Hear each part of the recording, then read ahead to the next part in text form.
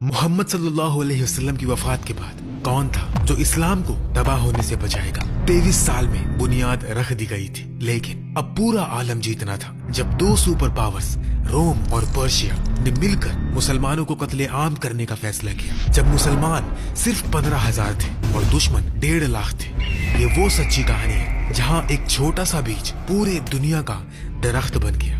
कैसे टूटा बगदाद, कैसे आई खिलाफत, कैसे फैला इस्लाम स्पेन से इंडोनेशिया तक। देखिए इस्लाम की वो जबरदस्त तारीख जो आपको स्कूल्स में नहीं पढ़ाई गई। अपने मदीना के एक छोटे से कमरे में मोहम्मद सल्लल्लाहु अलैहि वसल्लम, जो तमाम दुनिया के लिए रहमत थे, वफात पा गए। आपने पीछे ना सिर्फ एक चोगा और तलवार छोड़ा, बल्कि इससे बहुत बड़ा कुछ छोड़ा। एक अटूट अकीदा, एक रियासती ढांचा और एक ऐसी किताब जो अरबों की जिंदगियों को बदल कर रख देगी।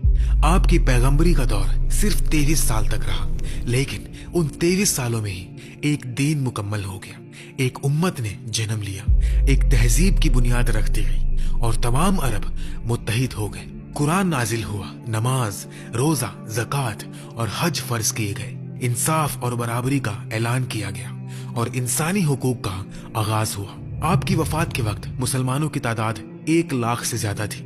तमाम अरब ने इस्लाम कबूल कर लिया था। बैजेंटीन और पर्शिया के साथ सरहद बन चुकी थी। 632 तक इस्लाम की जमीन छोटी थी, लेकिन बीज बो दिया गया था। अब इसे बढ़ने, फैलने और फतह हासिल करने का वक्त था। 4 खुलफाए राशिदीन का दौर शुरू होने वाला था, लेकिन असल सवाल ये था कि ये अमानत कौन उठाएगा और कैसे।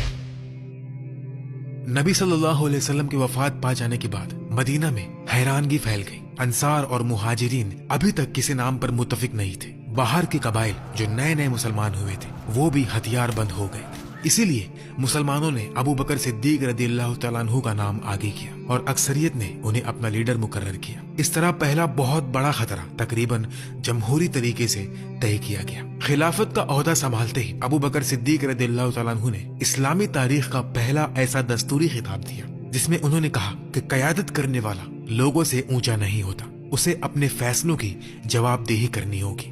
उस पर नकद की जा सकती है और उसे हटा भी दिया जा सकता है, लेकिन अब बहुत बड़ी मुश्किलात हल करनी थी। नबी की वफात के बाद कई अरब कबाइल ने बगावत करना शुरू कर दी थी। अगर मोहम्मद गुजर गए तो हम पर कोई पाबंदी नहीं। किसी ने ज़कात देना बंद कर दिया, किसी ने फिर अपने पुराने बुतों की इबादत शुरू कर दी और कुछ ने तो नए नबी बनने का दावा किया। यमामा में मुसैलिमा अल कज़्ज़ाब, नजद में तुलैहा बिन खुवैलिद और यमन में असवद अल अंसी ने बहुत बड़ी भर्तियां जमा कर ली थी। अरब का लगभग 70% हिस्सा बगावत पर उठ खड़ा हुआ। सिर्फ मक्का, मदीना और ताइफ ही वफादार थे। कुछ सहाबा ने अबू बकर रदियल्लाहु तआला अन्हु से दरखास्त की कि इनसे सुलह कर ले, नमाज तो कबूल कर ले, ज़कात नहीं ले, लेकिन अबू बकर रदियल्लाहु तआला अन्हु ने गुस्से से इनकार कर दिया। कहने लगे कि अगर मैं नमाज और ज़कात में फर्क करता हूँ तो ये वही बात है कि अल्लाह के हक में शरीक ठहरा रहा हूँ। उन्होंने 11 लश्कर मुख्तलिफ इलाकों में भेजे। खालिद इब्न वलीद रदियल्लाहु तआला अन्हु, जो सैफुल्लाह अल्लाह की तलवार के नाम से मशहूर थे, को सबसे बड़ा खतरा मुसैलिमा के खिलाफ भेजा गया। 632 के आखिर तक खालिद इब्न वलीद रदियल्लाहु तआला अन्हु 13,000 मुसलमानों के साथ यमामा पहुंचे। मुसैलिमा का लश्कर 40,000 मजबूत जंगजुओं पर मुश्तमिल था। पहले हमले में मुसलमान पीछे हट गए। दूसरे हमले में भी इस जंग में 700 मुसलमान शहीद हुए, जिनमें से 360 हाफिजे कुरान भी थे। आखिरकार मुसलमानों की फतह हुई, लेकिन बहुत बड़ी कुर्बानी की बात, इस कुर्बानी से कुरान के गुम जाने का खतरा पैदा हो गया। इसीलिए अबू बकर रदियल्लाहु तआला अन्हु के अहकाम पर कुरान को एक किताब की शक्ल में जमा किया गया। तकरीबन 20 साल बाद हजरत उस्मान रदियल्लाहु तआला अन्हु के दौर में इसकी नकल उतारकर पूरी इस्लामी आलम में तकसीम कर दी गई। अबू बकर सिद्दीक रदियल्लाहु तआला अन्हु की सबसे बड़ी कामयाबी ये थी कि उन्होंने इस्लाम को बिखरने से बचा लिया और अरब फिर से एक जमा हो गया। अबू बकर रदियल्लाहु तआला अन्हु की वफात से कब्ल शाम और इराक के मैदान खुल चुके थे और फतुहात आने लगी थी। 634 में अबू बकर रदियल्लाहु तआला अन्हु की वफात पर उमर बिन खत्ताब रदियल्लाहु तआला अन्हु क़यादत की कुर्सी पर बैठे। उमर फारूक रदियल्लाहु तआला अन्हु के दौर में इस्लाम एक इलाकाई कुव्वत से बदलकर एक आलमी कुव्वत बन गया। ये फैलाव इत्तेफाकी नहीं था। बैजेंटीन और पर्शिया की सल्तनतें सालों से आपस में लड़ रही थी, लोग गरीब थे, बहुत ज्यादा टैक्स लगा दिया गया था और मजहब को दबाव का जरिया बनाया गया था। इस्लामी लश्कर जब आए तो कई जगह उनका इस्तकबाल न के मुकाबले के तौर पर बल्कि आराम के तौर पर किया गया। जंगे फिराज 634 में बहुत अहम थी। इसमें पहली मर्तबा दो सुपर पावर्स पर्शिया और रोम ने मिलकर मुसलमानों का मुकाबला किया। 70,000 फारसी, 80,000 रूमी और अरब ईसाई मिलाकर 1.5 लाख का लश्कर था। मुसलमान सिर्फ 15,000 थे। खालिद बिन वलीद रज़ियल्लाहु तआला अन्हु ने रात को हमला किया, फारसी खैमे को आग लगा दी और रोमियों में खौफ पैदा कर दिया। सुबह तक मुसलमान फतहयाब हो गए। दुश्मन के 1 लाख अफराद मारे गए जबकि मुसलमान के सिर्फ 500 शहीद हुए। फारसी फ्रंट टूट गया। इसी वक्त सीरिया का फ्रंट आगे बढ़ रहा था। रोम ने एक अजीम लश्कर जमा किया, 2 लाख प्रोफेशनल सिपाही। खालिद ने अपने लश्कर को चंद ग्रुप्स में तकसीम किया। यरमूक नदी के करीब 40,000 मुसलमानों ने 2 लाख रोमियों का मुकाबला किया। जंग 6 दिन चली। 6वें दिन आंधी आई, गर्द के बादल आसमान पर छा गए। रूमी लश्कर कुछ देख नहीं पा रहा था। मुसलमानों ने आंधी को पीठ देकर हमला किया। रोमियों को नदी की तरफ ढकेल दिया गया। खौफ फैल गया। भागने की कोशिश में बहुत से डूबकर मर गए। रोम का लश्कर तबाह हो गया। रोमियों के 70,000 मारे गए, 40,000 भाग गए या गिरफ्तार कर लिए गए। मुसलमानों के 4,000 शहीद हुए। रूमी बादशाह हरक्यूलिस ने शाम की तरफ देखते हुए आंसू बहाया और कहा, अलविदा शाम, तू एक खूबसूरत सरजमीन थी। बैतुल मुकद्दस की फतह पर उमर फारूक रज़ियल्लाहु तआला अन्हु अपने नौकर के साथ सफर कर रहे थे और वो एक ऊंट पर बारी बारी सवार हो रहे थे। बैतुल मुकद्दस के करीब पहुंचे तो नौकर की बारी थी, इसलिए उमर फारूक रज़ियल्लाहु तआला अन्हु पैदल चलते हुए शहर में दाखिल हुए जबकि उनका नौकर ऊंट पर सवार था। यह मंजर देखकर हर कोई हैरान रह गया। इस लम्हे ने उमर रज़ियल्लाहु तआला अन्हु की अदालती का तसव्वुर तारीख में हमेशा के लिए दर्ज कर दिया। 637 में जंगे कादसिया हुई। फारसी कमांडर रुस्तम ने 1,20,000 का लश्कर जमा किया जिसमें जंगली हाथी, जबरदस्त घोड़े सवार और तीरंदाजी की बारिश शामिल थी। मुसलमान कमांडर साद बिन अबी वक्कास रज़ियल्लाहु तआला अन्हु ने 30,000 मुसलमानों के साथ उनका मुकाबला किया।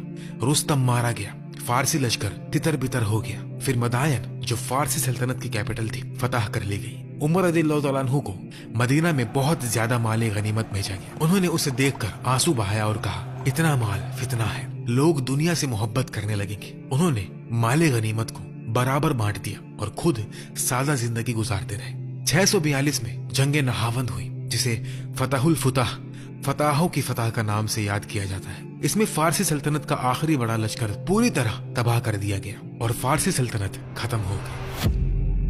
639 में कमांडर अमर बिन अल आस रज़ियल्लाहु तआला अन्हु ने उमर फारूक रज़ियल्लाहु तआला अन्हु को खत लिखकर मिस्र पर हमला करने की इजाजत मांगी। कहने लगे कि वो रोम की खजाना गाह है और गलायों का मुल्क है। उमर रज़ियल्लाहु तआला अन्हु ने थोड़ी देर हिचकिचाहट के बाद इजाजत दे दी, लेकिन कम अफराद के साथ जाने का कह दिया। अमर बिन अल आस रज़ियल्लाहु तआला अन्हु 4,000 मुसलमानों के साथ मिस्र दाखिल हुए। 640 में जंगे हेलियोपोलिस हुई जिसमें रूमी लश्कर शिकस्त खा गया। 641 में अलेक्जेंड्रिया का मोहरा शुरू हुआ जो 14 महीने तक चला।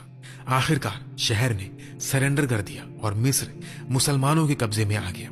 इस दौर में लगभग 55 लाख स्क्वायर किलोमीटर पर इस्लामी हुकूमत कायम हो चुकी थी। 644 में नमाज फज्र के दौरान उमर फारूक रज़ियल्लाहु तआला अन्हु को एक फारसी गुलाम ने पीछे से छुरा घोंपकर शहीद कर दिया। ये फारसी सल्तनत के खत्म होने का इंतकाम था। हजरत उस्मान गनी रज़ियल्लाहु तआला अन्हु के दौर में फतेहात साइप्रस और नॉर्थ अफ्रीका तक पहुंची। इस्लामी नेवी समुंदर पर नजर आने लगी। इस दौर में ट्रिपोली, साइप्रस फतह हुए और 651 तक फारसी सल्तनत का पूरा खात्मा हो गया। 655 में रोम ने 500 जहाजों का अजीम भारी लश्कर इस्लामी नेवी को तबाह करने के लिए तैयार किया। मुसलमानों के पास सिर्फ 200 जहाज थे, लेकिन उन्होंने करीबी जंग के तरीकों से दुश्मन के जहाज कब्जा कर ली और रोमियों की समुद्री नेवी खत्म कर दी। हजरत उस्मान गनी रज़ियल्लाहु तआला अन्हु की सबसे बड़ी खिदमत ये थी कि उन्होंने अबू बकर रज़ियल्लाहु तआला अन्हु के दौर में जमा किए गए कुरान की तहरीरों की नकल उतारकर पूरे आलम में भेज दिया, जिससे अकीदा और नजरिया में वहदत कायम हुई। लेकिन हजरत उस्मान रदियल्लाहु तआला अन्हु की नर्म मिजाजी और अपने कबीले बनु उमैया के लोगों को अहम ओहदों पर मुकर्रर करने के अमल ने मुआशरे में बेचैनी पैदा कर दी। बाहर से आने वाले बागियों ने मदीना में हजरत उस्मान रदियल्लाहु तआला अन्हु के घर का मुआशरा कर लिया। हजरत उस्मान रदियल्लाहु तआला अन्हु कुरान की तिलावत कर रहे थे कि बागियों ने उन्हें शहीद कर दिया। उनका खून कुरान की तहरीर पर गिर गया। उस खून ने इस्लामी तारीख में पहला बड़ा शगाफ पैदा कर दिया। हजरत उस्मान रज़ियल्लाहु तआला अन्हु के दौर तक इस्लामी सल्तनत 120 लाख स्क्वायर किलोमीटर तक फैल चुकी थी, यानी उमर रज़ियल्लाहु तआला अन्हु के दौर से लगभग 2 गुना ज्यादा। लेकिन हर उरूज की कोई कीमत होती।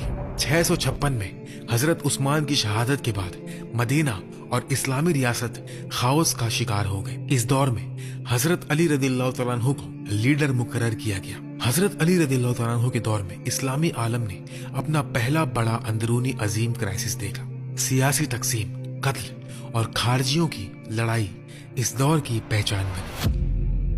एक तरफ हजरत आयशा रदियल्लाहु तआला अन्हा, तलहा रदियल्लाहु तआला अन्हु और जुबैर रदियल्लाहु तआला अन्हु जो हजरत उस्मान के कातिलों को सजा दिलवाने के मुतालिब थे, इसी से जंग जमाल हुई। दूसरी तरफ मुआविया इब्ने अबी सुफियान थे जो शाम के गवर्नर थे और हजरत अली रदियल्लाहु तआला अन्हु की खिलाफत के मुखालिफ थे। इसी से जंग सिफ़ीन हुई। जंग जमाल बसरा के करीब हुई, जिसका नाम हजरत आयशा रदियल्लाहु तआला अन्हा के ऊंट जमाल पर रखा गया, जिसके गिर्द लड़ाई मरकज थी।